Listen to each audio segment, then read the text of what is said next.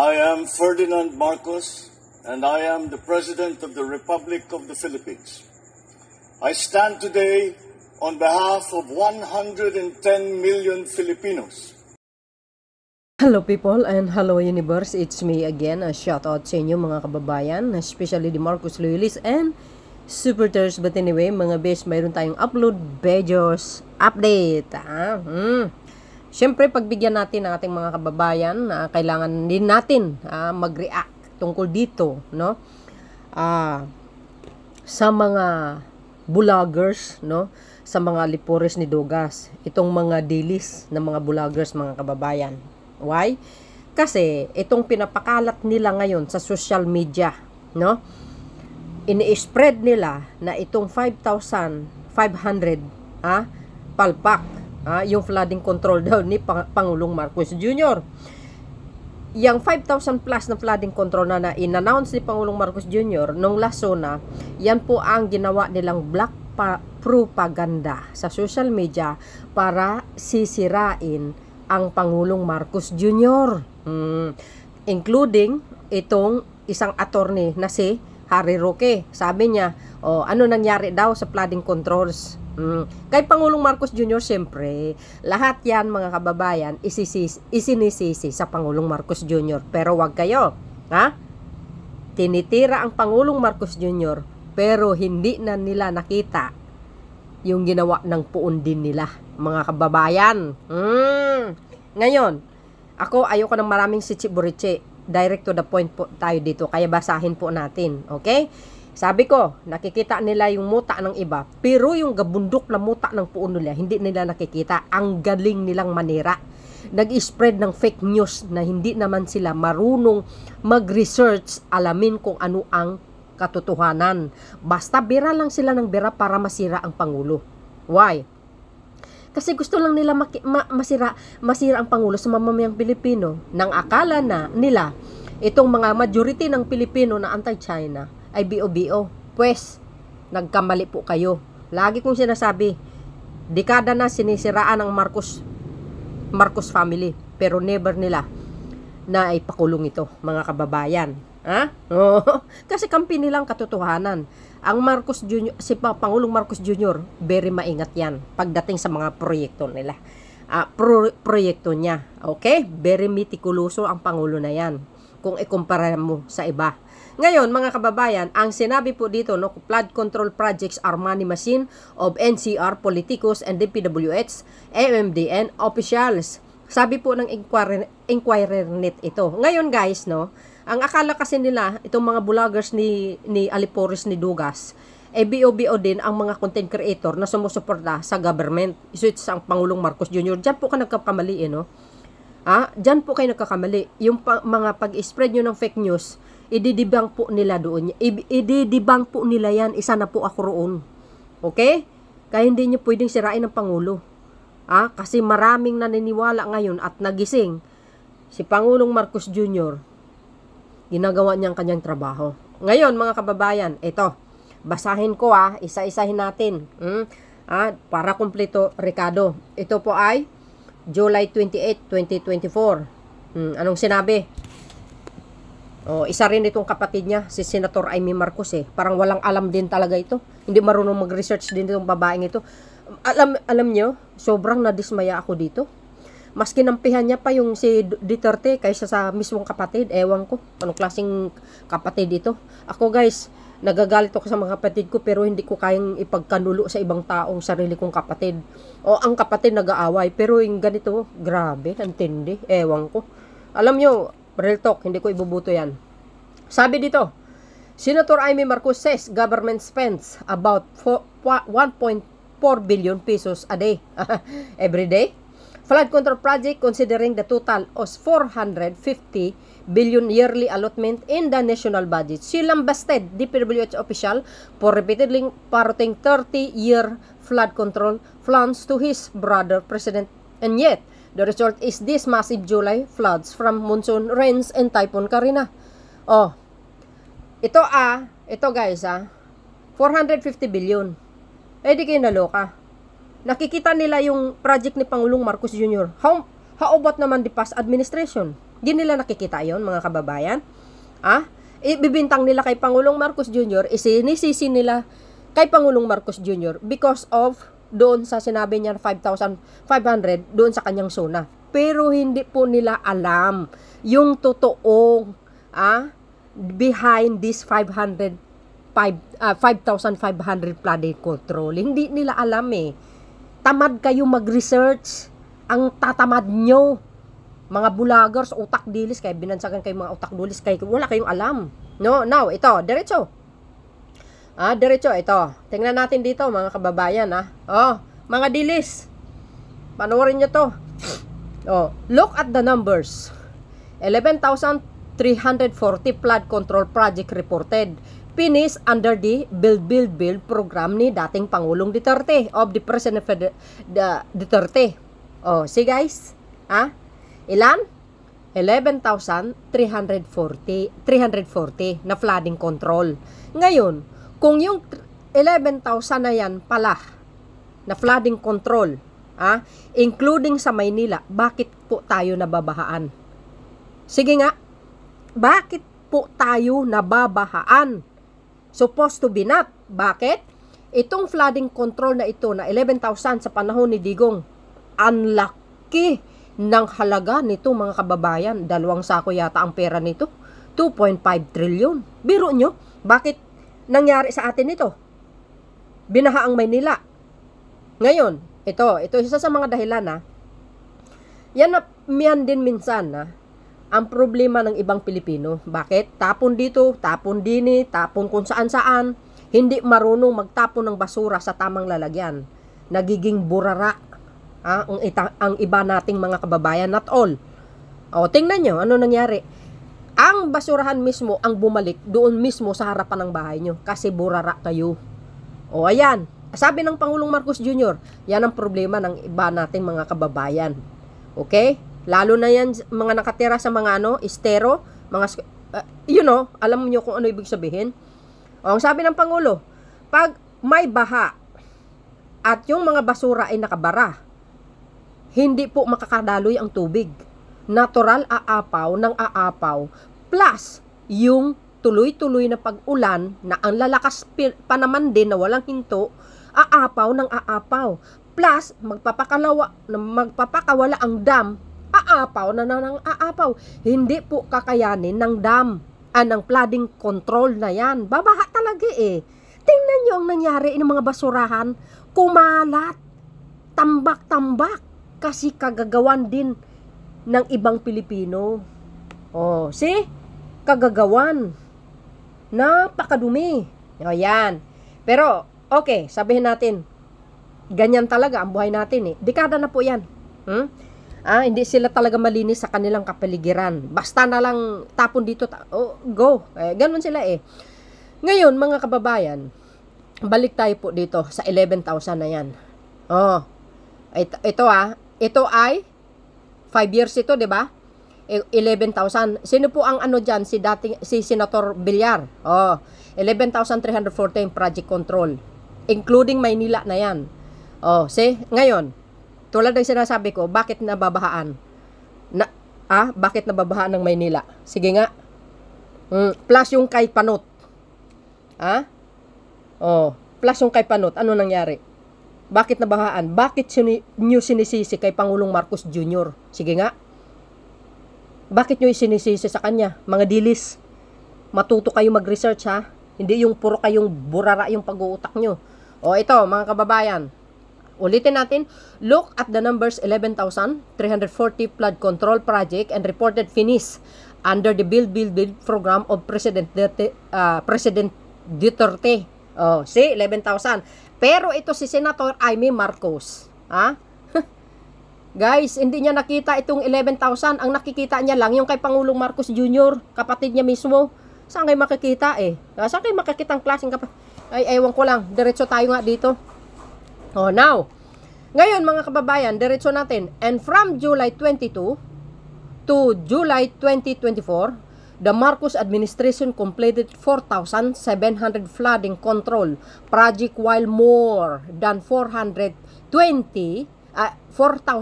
200 are currently under construction under his build better more, including big ticket na ito kasama dito ito big ticket projects for this year.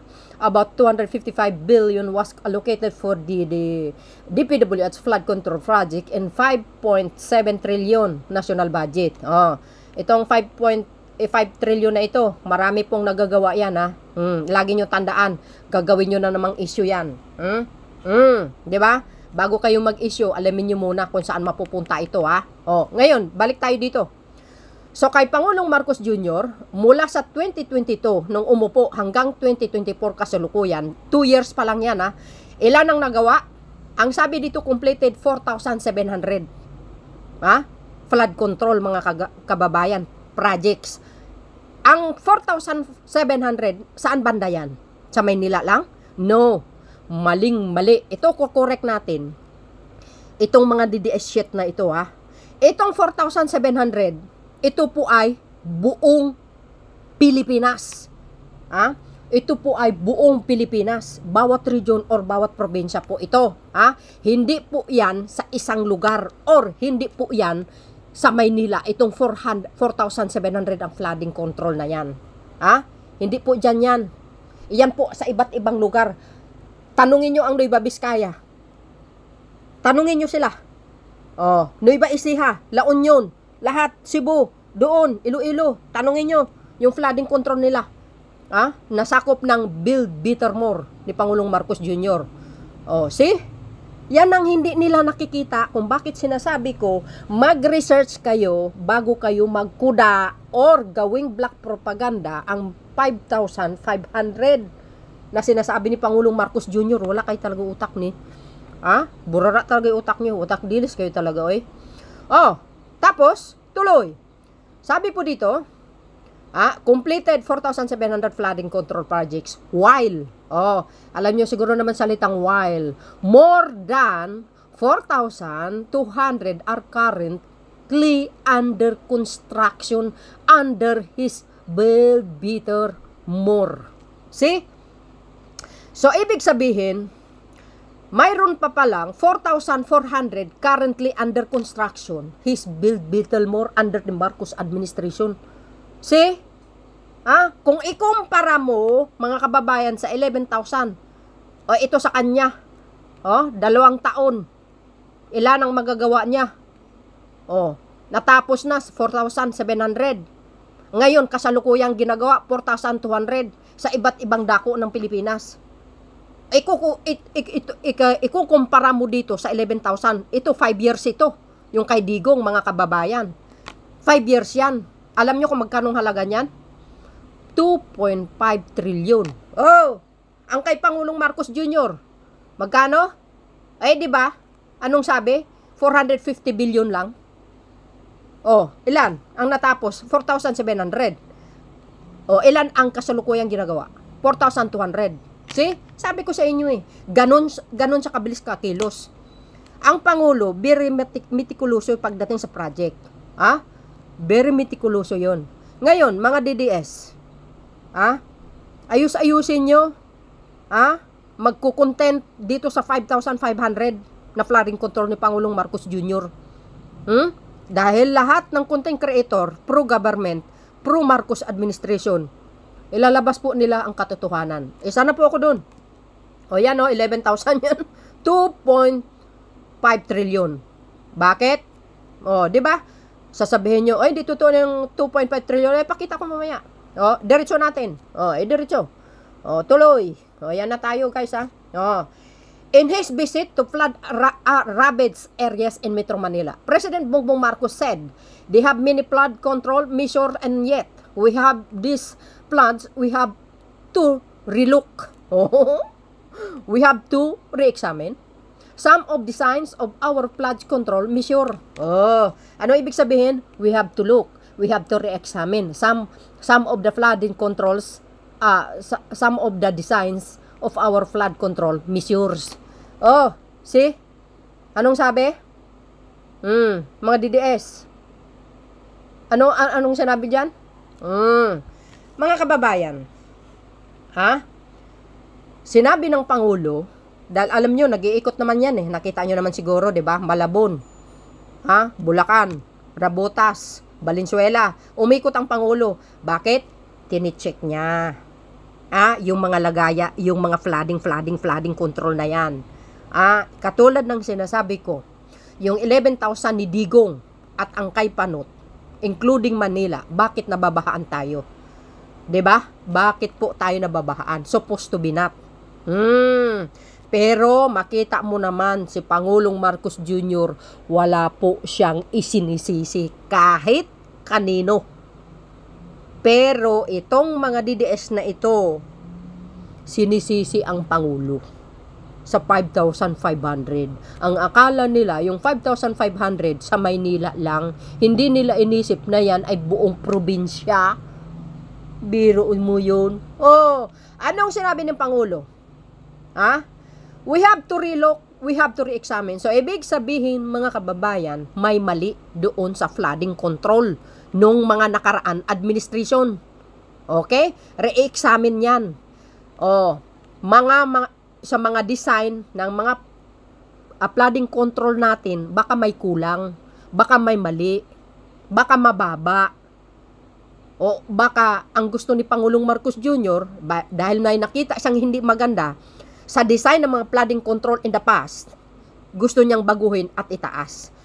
Bakit? Kasi kung babaha ng babaha, tulad na nangyari dito kay Karina, at least kung yung design ng flooding control na gagawin na babaguhin ng Marcos administration, at least kung dumating man ang another bagyo na may kasamang baha, kung mataas yung flooding control, hindi na siguro mangyayari. Kasi babaguhin, guys. I-re-examine nga sabi we have to relook, sabi niya. We have to re-examine yung mga flooding control.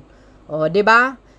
I-examinin, titingnan, aayusin, ano ba ang mali, bakit ganun, umaapaw. 'Di ba? Sabihin na natin, umaapaw, kasama ng basurahan. So kailangan ba may baguhin? If mayroon, natural gagawin ng Marcos administration through DPWH. Ayan nga i-design nga. 'Di ba? Di ba napakasimple lang na ano guys, na tawag dito, na pananaw.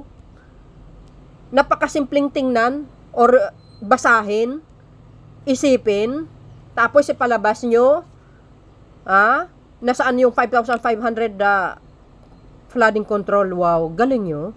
Galing nyo talaga, no? Feelingero. Feeling nyo perfect kayo. Palpak naman. Mga utak nyo, grabe kayo. 'Di ba? At least si Pangulong Marcos Jr. napakabait. Alam niya ang kanyang gagawin. Hindi siya naninisi. 'Di ba? Bakit kailangan niya sisisin sa past? Dahil siya naman ng kasulukuyang Pangulo, di ayusin na lang. Ganun ang leader. 'Di ba? Sa kapapanira yung kay Pangulong Marcos Jr., tingnan niyo nangyayari sa mga ginagawa ng mga puon niyo. Sumisingaw yung mga baho nila. 'Di ba? Yun, mga kababayan, 'di ba? Ngayon, kayo ano masasabi niyo? Ako wala akong masasabi. Kasi nagre-research ako, nakikita ko kung anong may mali. Kasi dumidepende ako sa sinasabi ni Pangulong Marcos dito. Dito, re-examine. Yung mga design dapat baguhin. Taasin ng taasin. Lalo na sa Metro Manila, kailangan yan. Ngayon, mga bes, pupunta tayo dito sa sinasabi ko, 2.5 trillion ang halaga ng 11,340 yung flooding control ni Digong at yung DAPAS. Okay? Yung kay Pangulong Marcos Jr., ayan 4,700 na tapos yung kasalukuyan, 4,200. Ikumpara mo sa 11,340 ni Digong. 5 years yan. Kay Pangulong Marcos 2 years lang. Kuda kayo ng kuda. Hindi yun nakikita ang mali ng puon nyo. Well, anyway. Ito guys ito pa. Babasahin natin ito nakikita ko. 5 years infrastructure development highlights. PRRDs. Sona. Tuesday, July 27, 2021. Di kayo naloko. Alaso na niya po yan, Ito mismo, courtesy ng DPWH. Ngayon, isi-short po natin, okay? Sabi po dito mga kababayan, the Department of Public Works and Highways, which is ang DPWH in the last 5 years, under the leadership of Secretary Mark Villar, okay, has implemented almost threefold more projects than the administration in the last 5 decades. President Rodrigo Duterte, in last State of the Nation address on Monday, July 26, 2021, lauded the DPWH for its accomplishment from 2016 to 2020. From 16 to 2020, the WPH Build program was able to accomplish project infrastructure project amounting 2.5 trillion or as compared to the 824 billion from 21 to 2015, an increase of 29% of 1 trillion worth of project. Oh, ito tayo. Okay? Oh, see? Nakita nyo? Yung 11,340 ni Digong, mga kababayan, ito po yun, 3 trillion sa loob ng 5 years. Ilang bang taon ng Pangulo, di ba? 6? Ngayon, mga bes, ilan nang natapos? 11,000 plus. Ito ang halaga. Well, sabihin natin, ang ibang 11,000, siyempre, sa ibang lugar. Pero, how much more sa Maynila? Bakit tayo binaha? Sabi ng mga dilis na utak, hindi daw nararamdaman. Hindi nyo nararamdaman. Kasi, ang ginagawa nyo, si Pangulong Marcos Jr. ang tinitira nyo, sinisisi nyo. Pero hindi nyo nakikita kung gaano kalaki ang halaga, ang nagastos ng puon ninyo. O, ang tanong, kasama sa 2.5 trillion, yung flooding control ni Digong dito sa Maynila, bakit bina tayo? Sige nga. O, sige. Lalo na itong ngipin na Rosalinda, ang galing mamuna. O, pero kulang sa kaalaman. Bira lang ng bira pero walang alam. Lalo ng isang attorney, sabi niya, nasaan ang ano nangyari daw sa flooding sa 5,000 flooding control? Sus, attorney ka pa naman din. Wala kang utak. BO ka din eh. Ngayon sumisingaw yung baho mo. Bira ka ng bira sa Pangulo. Hindi mo nakita yung sarili mo na mas mabaho ka pala. Hindi kayo naloka. So yun mga kababayan, 2.5 trillion ang kay Digong. Now, kay Panot, I think si Panot to, di ba? 211 to 215. O, increase. Ilan? Increase of 209% of 1 trillion worth of project. Di ba? Kung sa panahon pala ni Panot, na yung mga flooding control, ang lalaki ng halaga, di ba guys? Lalaki, 1 trillion and 2.5 trillion. Uy, di kayo naloka.